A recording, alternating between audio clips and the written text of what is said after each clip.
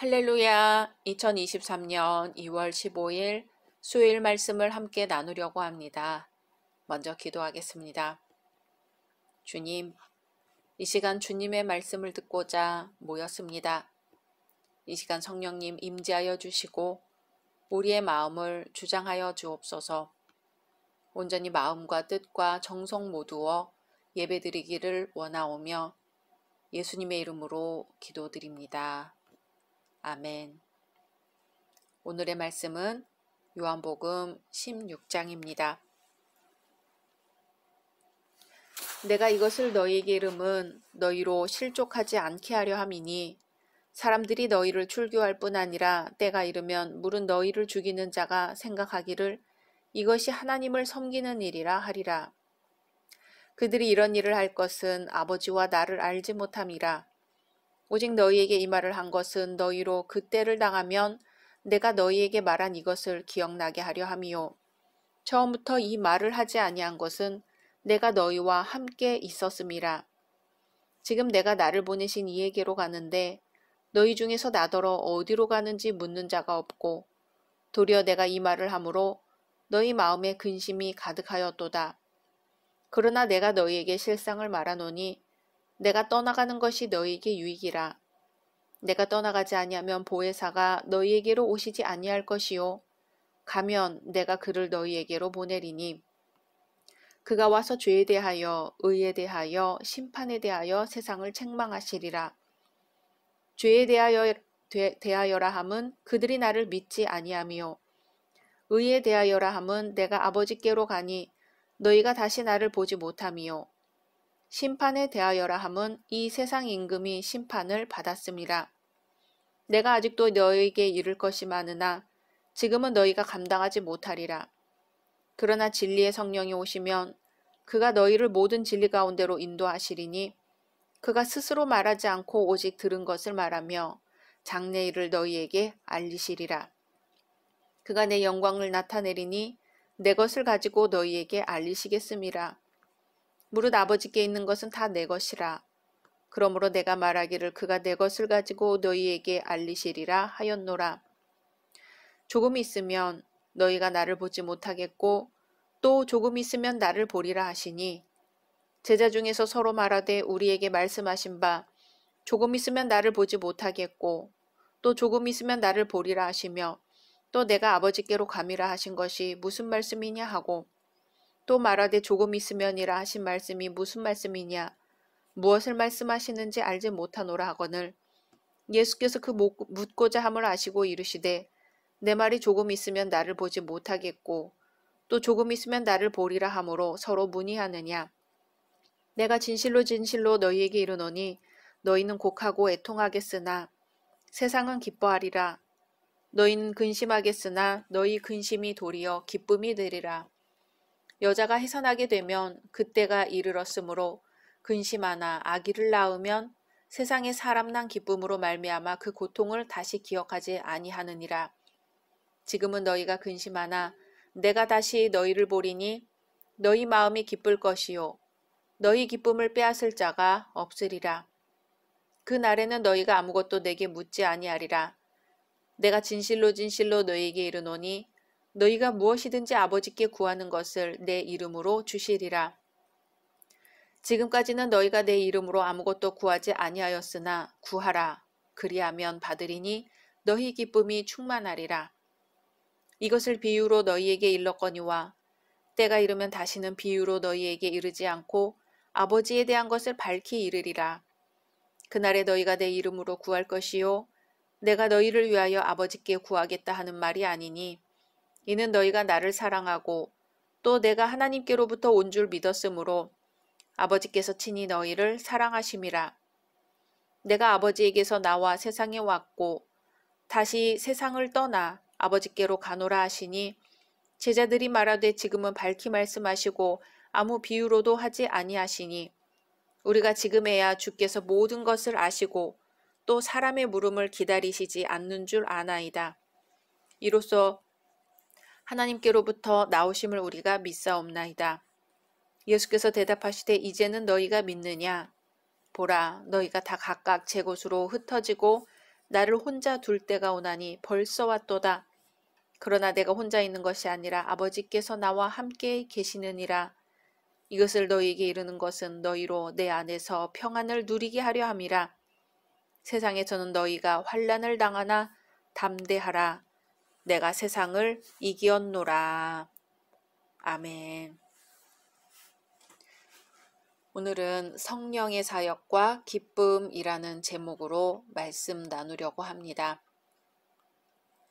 어느 작은 배가 몇 시간 동안 강풍에 휘말리게 되었어요.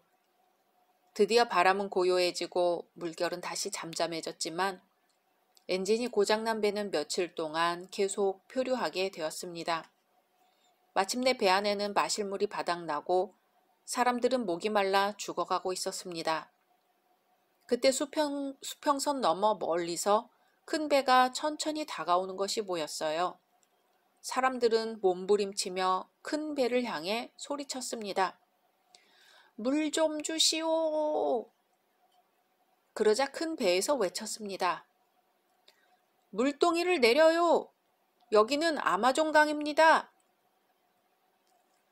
배가 바다에서 강으로 거슬러 올라간 줄을 몰랐기에 먹을 수 있는 물이 옆에 있음에도 불구하고 목말라 죽을 뻔했던 것이죠.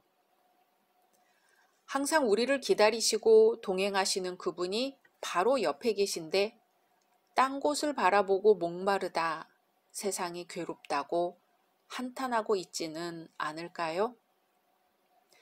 예수님은 승천하시기 전에 보혜사 성령님을 우리에게 보내신다고 약속하셨습니다. 진리의 성령님은 우리와 함께 계셔 우리를 진리 가운데로 인도하시고 죄와 의와 심판에 대하여 바른 길로 인도하십니다. 성령이 우리 안에 계심을 우리는 어떻게 알 수 있을까요?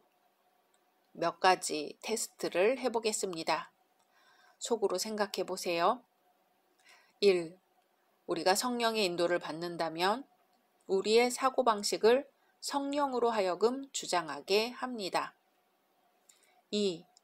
우리가 성령의 인도를 받는다면 하나님의 영광을 위해 살고 싶어 합니다. 3. 우리가 성령의 인도를 받는다면 언제나 우리 속에서 하나님을 아는 지식과 예수 그리스도를 아는 지식을 간절히 사모하게 됩니다. 4. 우리가 성령의 인도를 받는다면 언제나 하나님을 위한 자신의 사랑이 부족하다고 생각하게 됩니다. 5. 우리가 성령의 인도를 받는다면 자기 속에 있는 죄를 더욱 깊이 깨닫게 됩니다. 6. 우리가 성령의 인도를 받는다면 점점 더 죄악에 대해서 민감해집니다. 7. 우리가 성령의 인도를 받는다면 하나님의 의와 거룩에 동참하기를 갈망하게 됩니다. 8.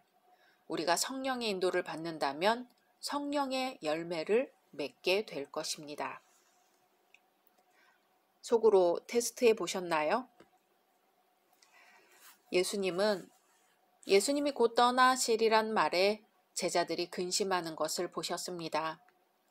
제자들은 예수님이 돌아가시는 목적지에 관한 질문이 아니라 오로지 미래에 대한 불안과 슬픔뿐입니다.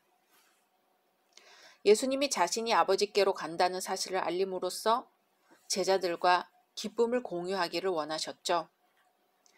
요한복음 15장 11절 같이 보겠습니다. 내가 이것을 너희에게 이름은 내 기쁨이 너희 안에 있어 너희 기쁨을 충만하게 하려 함이라. 아멘. 하지만 제자들은 기쁨이 충만하기는커녕 오히려 근심이 가득했습니다. 요한복음 16장 6절을 볼까요? 도리어 내가 이 말을 함으로 너희 마음에 근심이 가득하였도다. 지금 제자들의 마음을 근심이 사로잡고 있습니다. 성령이 임하시고 예수의 계명을 지켜 참 제자가 된다면 슬픔 대신 기쁨이 차고 넘칠 것입니다. 예수와 함께하지 않는 삶은 이렇듯 근심으로 가득 차게 됩니다. 이제 주님은 근심에 빠진 제자들에게 예수님의 승천으로 말미암아 오히려 유익이 있을 것이라고 설명하면서 제자들을 위로하십니다. 바로 보혜사 성령에 관한 말씀입니다. 7절입니다. 그러나 내가 너희에게 실상을 말하노니 내가 떠나가는 것이 너희에게 유익이라. 내가 떠나가지 아니하면 보혜사가 너희에게로 오시지 아니할 것이요. 가면 내가 그를 너희에게로 보내리니. 아멘. 그럼 보혜사 성령이 오시면 무엇을 하실까요? 8절입니다. 그가 와서 죄에 대하여, 의에 대하여, 심판에 대하여 세상을 책망하시리라. 아멘. 성령의 사역 가운데 하나는 죄와 의와 심판에 대해 책망하는 것입니다. 성령은 단지 죄인을 책망만 하시는 게 아니라 하나님 앞에서 수치와 무력함을 깨닫게 하시기 위해 죄책감을 주십니다. 죄와 의와 심판에 대해서 말이죠. 성령께서는 마치 검사와 같이 세상을 고발하십니다. 사람들은 누구나 다 죄를 짓는다 라는 말 뒤에 숨어버리기도 합니다. 하지만 성령께서는 이 말 뒤에 숨지 못하도록 죄에 대해 자각하게 하십니다. 그래서 변명하거나 피할 수 없게 만드십니다. 다윗이 죄를 짓고도 모른 채 하고 있을 때 나단 선지자가 나타나서 당신이 그 사람이라 하고 말합니다. 사무엘하 12장 7절에서 9절 볼까요? 나단이 다윗에게 이르되 당신이 그 사람이라. 이스라엘의 하나님 여호와께서 이와 같이 이르시기를 내가 너를 이스라엘 왕으로 기름 붓기 위하여 너를 사울의 손에서 구원하고 내 주인의 집을 내게 주고 내 주인의 아내들을 내 품에 두고 이스라엘과 유다 족속을 내게 맡겼느니라. 만일 그것이 부족하였을 것 같으면 내가 내게 이것저것을 더 주었으리라. 그러한데 어찌하여 내가 여호와의 말씀을 업신 여기고 나보기에 악을 행하였느냐. 내가 칼로 햇사람 우리아를 치되 암몬 자손의 칼로 죽이고 그의 아내를 빼앗아 내 아내로 삼았도다. 다윗은 나단 선지자의 지적에 얼마나 죄책감을 느꼈던지 온전히 회개하기에 이르렀습니다. 성령이 하시는 일은 다윗에게 당신이 그 사람이라고 말하여 잘못을 시인하지 않을 수 없게 한 나단 선지자의 역할과 같다고 할 수 있습니다. 14장에서는 성령의 가르치며 생각나게 하시는 사역에 대해 말씀하셨죠. 14장 26절 볼까요? 보혜사 곧 아버지께서 내 이름으로 보내실 성령 그가 너희에게 모든 것을 가르치고 내가 너희에게 말한 모든 것을 생각나게 하리라. 아멘. 이 말씀의 대상은 제자들이지만 오늘 16장에서의 대상은 세상입니다.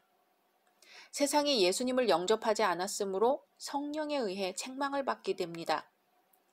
책망은 베드로의 설교를 들은 사람들이 마음에 찔림을 받는 것처럼 죄에 대해 깨닫게 되는 것입니다. 또 얼마나 잘못되었는지 드러내는 것이고 그릇된 생각을 꾸짖어 바로잡는 것입니다.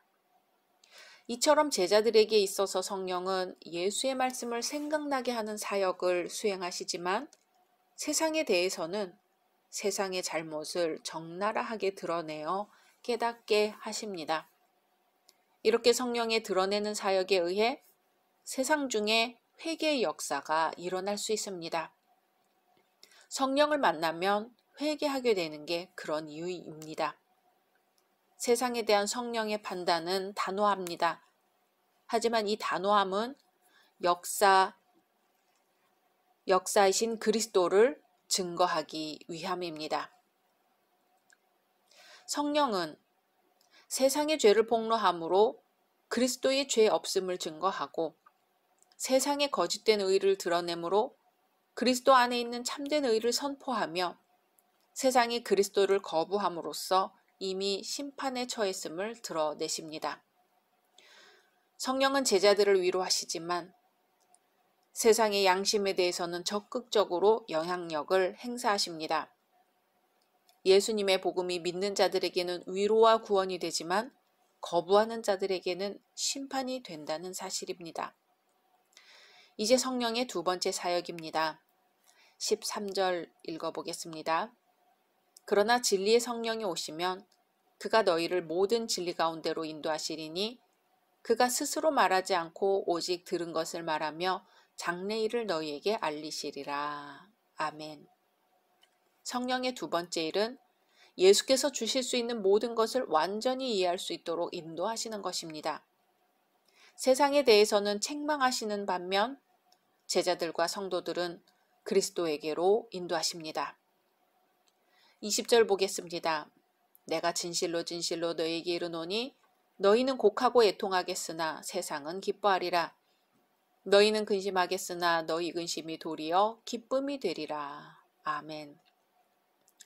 십자가가 제자들에게는 처음에 슬픔의 원인이 되지만 나중에는 기쁨의 근원이 된다는 것입니다. 성경에 나오는 기쁨은 크게 두 가지입니다. 첫째는 하나님의 구원하심을 체험한 후 느끼는 기쁨입니다. 다윗은 숱한 고난 가운데서 자신을 구해주신 하나님으로 인해 기뻐했지요. 선지자들도 하나님의 구원하심을 바라보고 기뻐했습니다. 두 번째 기쁨은 성령의 충만함을 받은 후의 기쁨입니다. 마가의 다락방에 모인 제자들에게 성령이 임했을 때 그들은 기쁨이 충만했습니다. 바울 사도는 성령의 열매 중 사랑 다음으로 희락, 곧 기쁨을 말했습니다. 모진 박해와 고난 가운데서도 영원한 기쁨이 나타난다는 거예요. 오늘 예수님이 제자들에게 말씀하시는 기쁨은 이 두 종류의 기쁨 모두를 의미합니다. 제자들은 훗날 예수님의 부활을 목격하고 하나님의 구원을 확신하고 기쁨을 얻었습니다. 예수님이 하나님 우편으로 가신 후에도 제자들은 성령의 강림으로 말미암아 기쁨이 계속되었습니다. 22절 볼까요? 지금은 너희가 근심하나 내가 다시 너희를 보리니 너희 마음이 기쁠 것이요 너희 기쁨을 빼앗을 자가 없으리라. 아멘. 제자들이 슬픔을 당하지 않는다는 의미가 아닙니다. 하나님으로부터 오는 이 기쁨의 근원은 바로 하나님이시기 때문에 세상 사람들이 잠시 체험하는 일시적인 기쁨과 구별된다는 의미입니다. 이제 성령이 오시면 23절입니다. 그날에는 너희가 아무것도 내게 묻지 아니하리라. 내가 진실로 진실로 너희에게 이르노니 너희가 무엇이든지 아버지께 구하는 것을 내 이름으로 주시리라. 아멘. 예수님이 부활하시고 성령께서 임하시면 더 이상 예수께 묻지 않을 것이라는 겁니다. 성령께서 진리로 이끌 것이기 때문에 모든 것을 알게 될 것이고 물어볼 말이 없게 될 것이라고 하십니다. 이제 마지막 24절입니다. 지금까지는 너희가 내 이름으로 아무것도 구하지 아니하였으나 구하라. 그리하면 받으리니 너희 기쁨이 충만하리라. 아멘. 예수님의 부활이 가져온 새 시대의 기쁨은 두 가지 특징으로 나타납니다. 첫째, 깨달음의 기쁨입니다. 진리의 영이 인도하시면 하나님 나라의 진리를 깨닫는 기쁨을 누리게 됩니다. 둘째, 예수의 이름으로 하는 모든 기도가 성취되는 기쁨입니다. 제자들은 그때까지 예수의 이름으로 구하는 게 없었지요. 하지만 이제 예수의 이름으로 기도하면 응답이 있을 것이라고 하십니다. 구하라, 그리하면 받으리니. 단순하게 믿음으로 구하라, 그러면 받을 것이라는 의미입니다. 무엇이든지 예수의 이름으로 구하면 주실 것이라고 하십니다. 그러면 기쁨이 충만하리라. 기쁨의 충만. 그것이 바로 기도 응답의 목적입니다. 기도의 응답을 받는 자는 하나님의 사랑을 확인한 자이므로 기뻐할 수밖에 없겠지요. 기도가 응답되는 이유는 하나님이 인간을 얼마나 사랑하시는지 확인하도록 하기 위해서입니다. 기도는 어렵고 큰 일이 있을 때만 하는 것이 아니죠. 주님이 명령한 것이기에 우리가 생활 속에서 숨쉬고 잠자는 것과 같이 우리의 삶의 일부분이 되도록 해야 합니다. 기도할 때 우리가 꼭 기억할 것은 예수의 이름으로 기도하는 것입니다. 예수의 이름으로 기도할 때 예수님은 우리의 구하는 것을 반드시 이루어 주시고 또한 우리로 기쁨이 충만하게 하실 것입니다. 예수님은 큰일이든 아주 사소한 것이든 우리가 주님께 기도하기를 원하십니다. 기도하여 응답을 받고 그로 인해 기뻐하기를 원하십니다. 주님의 명령입니다. 구하라, 그리하면 받으리니 너희 기쁨이 충만하리라. 아멘. 성령께서 더욱 우리로 하여금 깨닫게 하시고 마땅히 우리가 구할 바를 알게 해주시기를 소망합니다. 함께 기도하겠습니다. 주님, 이 시간 주님 앞에 구합니다. 주님의 말씀대로 구하오니 주시옵소서. 어떻게 기도해야 할지 모른다 고민만 하지 않고 주님 앞에 엎드려 구하게 하소서. 그리고 우리가 구하는 것에 응답하시는 주님을 만나게 하소서. 우리와 함께 하시고 우리를 사랑하시고 우리를 돌보시는 주님께서 얼마나 우리에게 주고 싶어 하시는지 체험하게 하소서. 그리하여 우리 마음에 하나님이 주시는 영원한 기쁨이 샘솟게 하옵소서. 예수님의 이름으로 기도드립니다. 아멘.